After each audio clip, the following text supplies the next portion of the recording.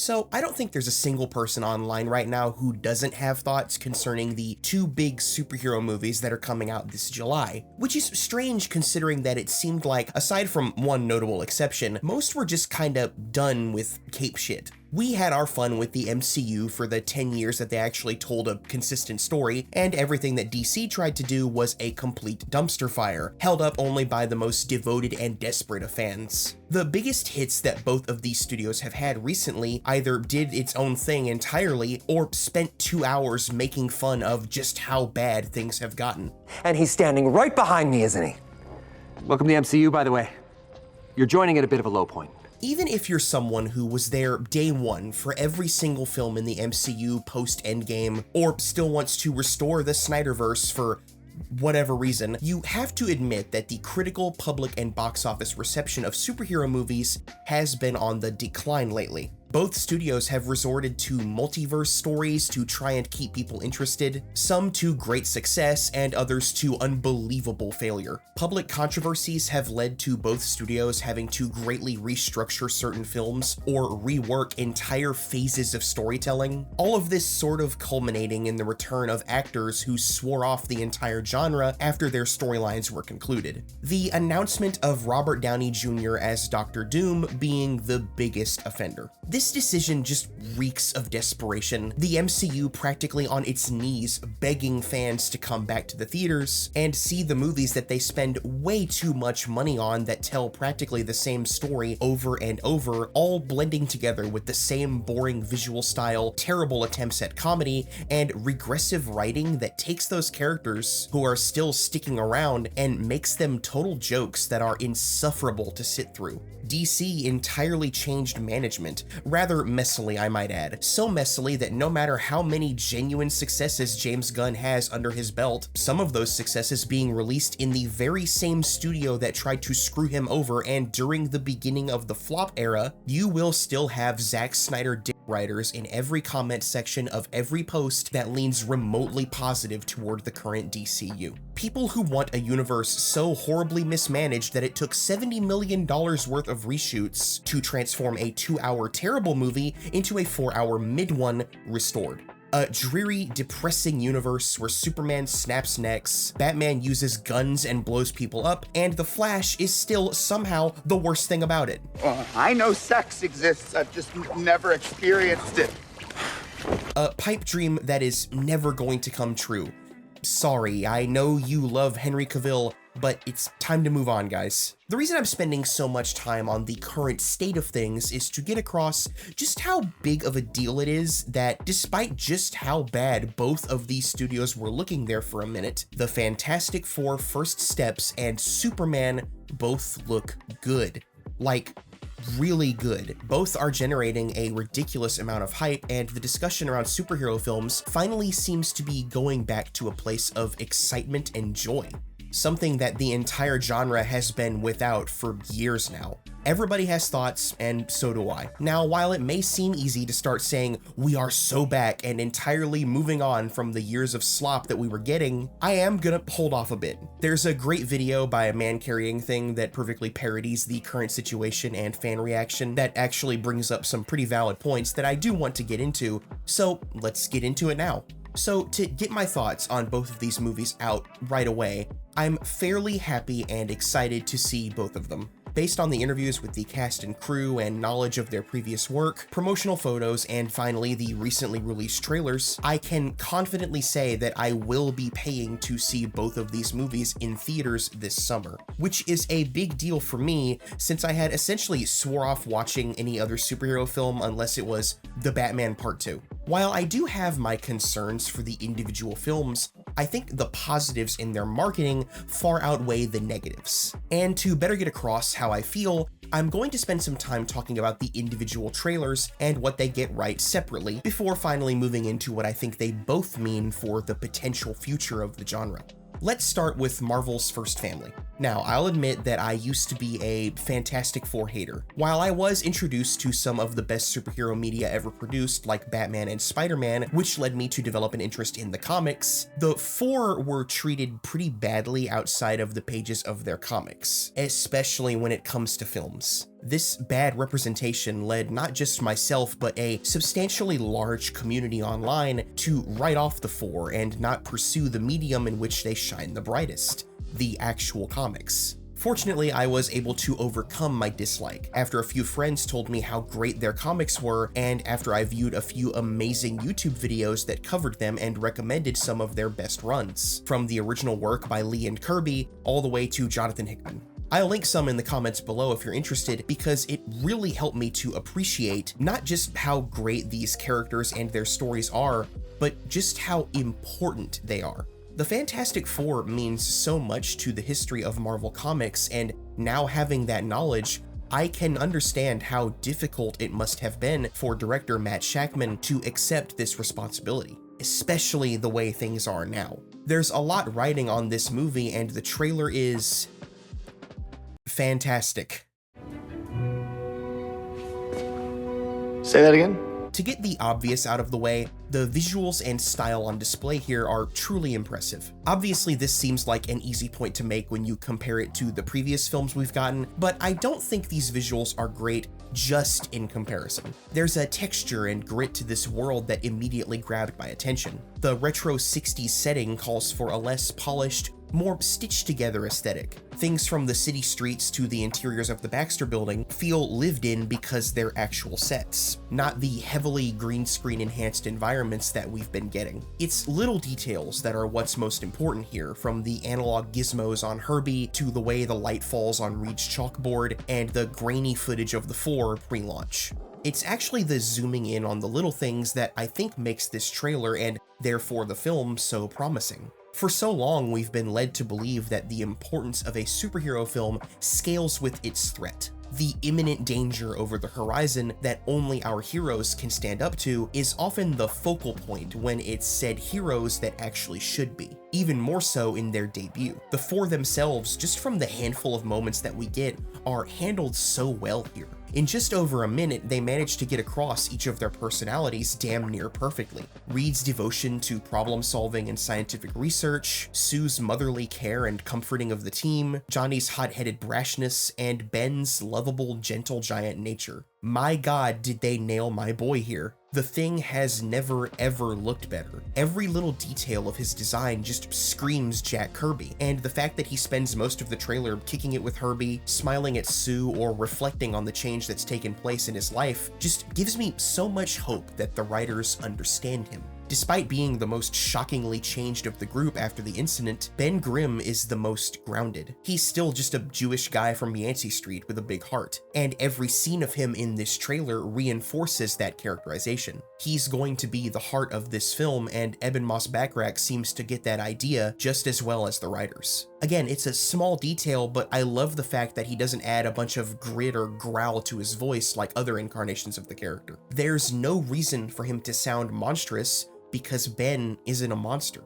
He's the Thing, and he's a hero. While Ben is the talk of the town right now, we can't forget about the rest of the team either, each of them getting a chance to show off their abilities and what makes them stand out. I love the energy and movement of the camera as Johnny flies across the city, as well as this beautiful shot of him just floating outside the Earth's atmosphere. Again, small detail alert, but Sue's abilities are actually the most accurate they've been displayed so far. Her invisibility and force fields look more like the comic explanation that they're the result of her ability to bend light around her. Many were disappointed that we didn't get to see Reed doing any stretching here, but if you know anything about Reed Richards, you'll know that his elastic abilities are only a small part of who he is, and understanding who these people are is going to be essential to getting this movie right. Reed expresses guilt here, guilt over how his entire family's life was changed because of something he's responsible for. And there's no doubt in my mind that in those reflective moments away from the team and hard at work, he's trying to find a solution for them, especially Ben. It's in Sue comforting him that we get the very best thing about this trailer: the family dynamic.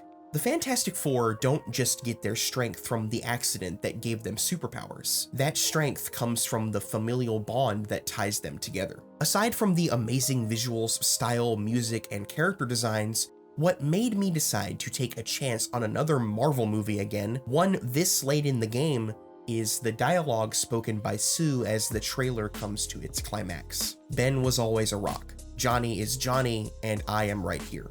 Whatever life throws at us, we'll face it together as a family.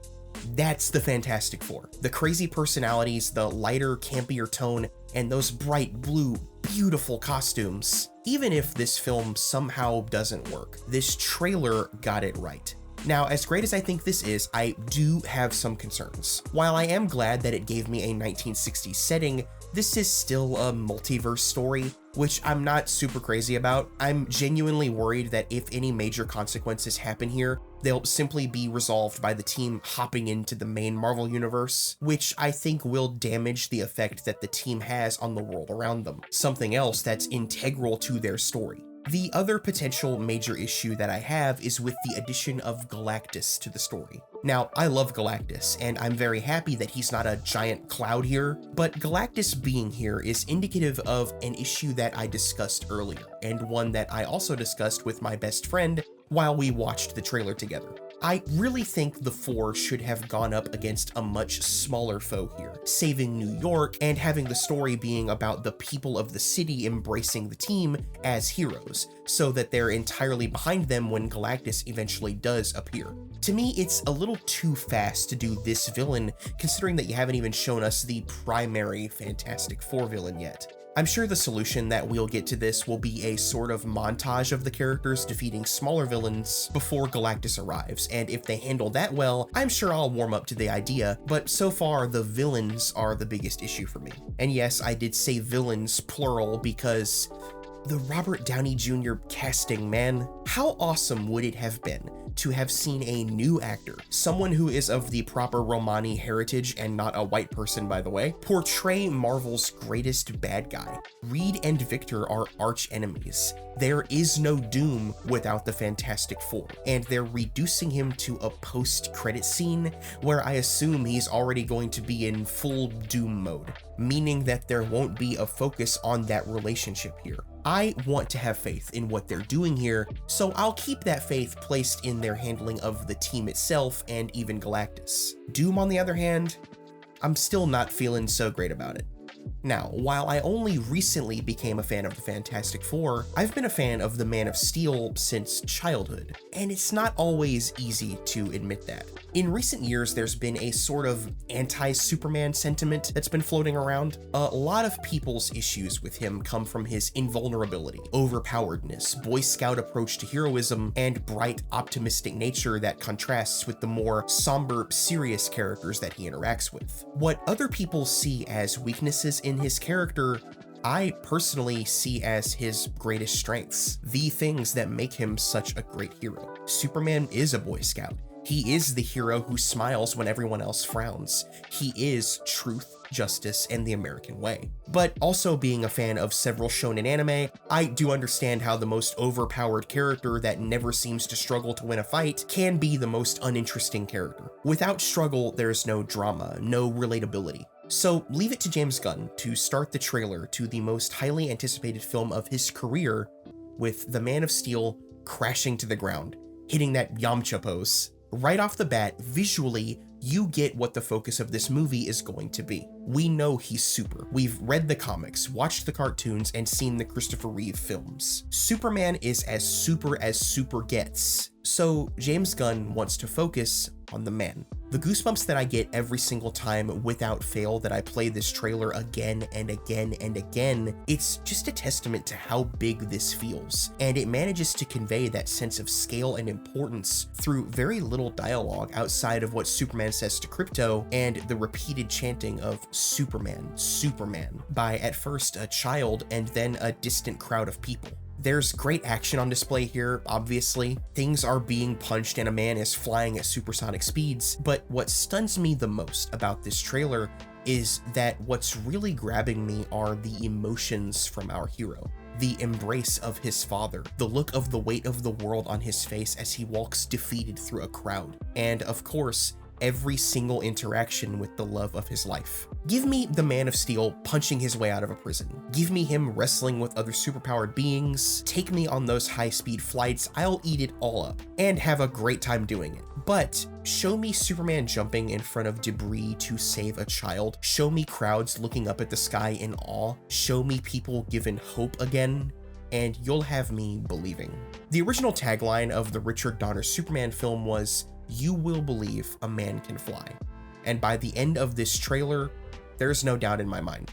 I have utter faith in James Gunn. The man who made great films before he started to focus on superhero films for Marvel, was fired from Marvel for stupid reasons, made an excellent DC film in the middle of their flop era, came back to Marvel, and made the last truly great MCU film after the release of the movie that started their flop era. If you don't think that the person who made me cry over Rocket Raccoon can handle the Man of Steel, I highly encourage you to read the comics that he has listed as inspiration for his take on the character, namely All-Star Superman. Go ahead and whine about Cavill being gone or nitpick one shot of him flying toward the camera from a TV spot. Go ahead, if that's all the ammo you have against this movie, it's not doing much to dissuade me. There are several things that I think this gets right, from the casting to the vibrant colors to the musical score, but what I want to emphasize, the thing that makes Superman the better of the two trailers in my humble opinion,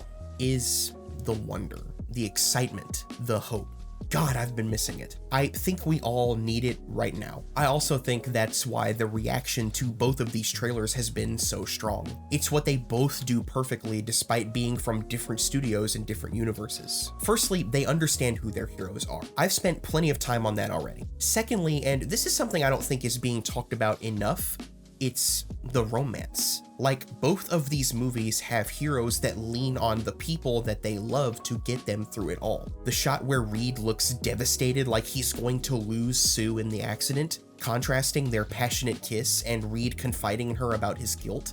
The several shots of Lois and Clark in the Superman trailer, starting out in separate shots but slowly coming together as the trailer goes on, noticing each other from across the room, Lois kissing Clark, Lois kissing Superman as he flies, and ending with Lois taking his hand and embracing him as it looks like the world is falling apart outside, wordlessly telling him that he can do this, that he can save the day. That message in both trailers, that it's okay to reach out to other people, that you don't have to bear the weight of the world on your shoulders alone. Superman is rescued by Krypto the Superdog, and it's treated with the weight and sincerity that it should be. Sincerity, my God, it feels like ages since we've had one of these movies be truly sincere. No irony, no winking to the camera, just heroes being heroes and people being inspired by said heroes. Red trunks on the costume and a big globe on the Daily Planet may not seem like such important details to you, but after sitting through these overly serious, somber nightmare movies without them, I'm thrilled to have them back. I know I haven't focused on all the small details of the Superman trailer as much as I have on the 4, but that's just because it's not in the details where you find what makes the Superman trailer amazing. It's in the feeling of wonder. Before both of these trailers were released, there were teasers. Teasers for trailers, weird world that we live in, but whatever. What I love about both of them is how we don't see our heroes at all in either, but feel them through regular people. The children giggling, using the exact same stock sound effect twice, by the way, at the TV screens as they wait for the Fantastic Four to appear, the people pulling out their phones, looking out the windows of the Daily Planet, and craning their necks up toward the sky just to get a glimpse of the man who can fly. These are the kinds of feelings that superhero films are supposed to inspire. To sit here and painstakingly break down moment by moment the Superman trailer would be to rob it of its final assembled brilliance. That brilliance ascending to new heights as it's backed up by John Murphy's rendition of John Williams' original Superman theme. His music is epic and powerful, just as Michael Giacchino's original score for the Fantastic Four is spellbinding and whimsical. Each composer understood the assignment, as did the editors of the trailers, as did the filmmakers. For the first time in a long time, I have hope. And while I'm not entirely ready to just accept that these films will be masterpieces, my biggest concern with Superman being that I feel it's a bit overcrowded and should have been focused primarily on Superman, I am still ready to go to the theaters this summer hyped up. So, are we back? I don't know, but for the first time in a while, I'm actually willing to ask that question. Maybe you agree, maybe you disagree. I'm sure you'll let me know down below if you haven't already, and I'm ready to hear what you have to say. If you're interested in supporting the channel, please consider signing up for my Patreon, starting at just $1, where you'll get early access to videos, access to my Discord server, and exclusive content like the video I just released, where I ranked my personal favorite superhero films. Special shout out, as in every video, to my executive producers Lapis Lashley VA and Lizard Gang. Thank you to everyone for watching this video and checking out my channel. I will see you in the next video. Goodbye.